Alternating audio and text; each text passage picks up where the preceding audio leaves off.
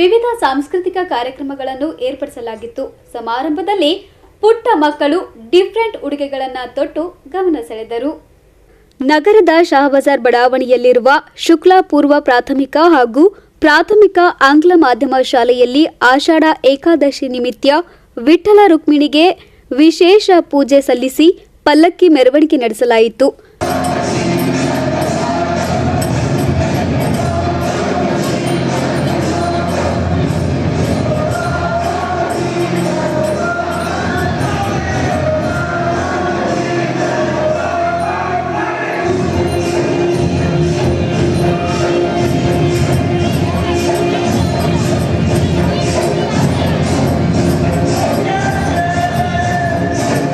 ಬಳಿಕ ನಡೆದ ಸಾಂಸ್ಕೃತಿಕ ಸಮಾರಂಭದಲ್ಲಿ ಶಾಲೆಯ ಪುಟಾಣಿ ಮಕ್ಕಳು ವಿಠ್ಠಲ ರುಕ್ಮಿಣಿ ಸೇರಿದಂತೆ ವಿವಿಧ ವೇಷಭೂಷಣದಲ್ಲಿ ಮಿಂಚಿದ್ರು.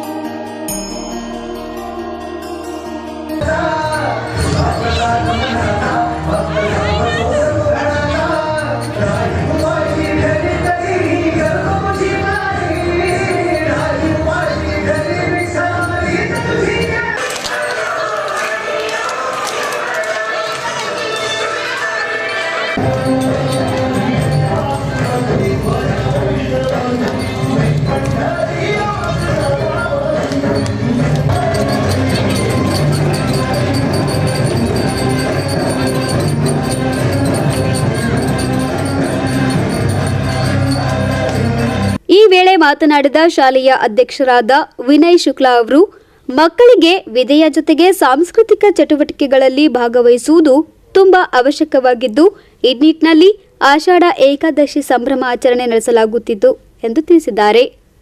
Today we are celebrating Ashadi Ekadashi in our school. The concept is for the young ones and for the elder students. They should know the importance of these things, and we are going to celebrate many more festivals in our school. This is the beginning. This is the first function in our school, and the students should know what is the importance of the festival.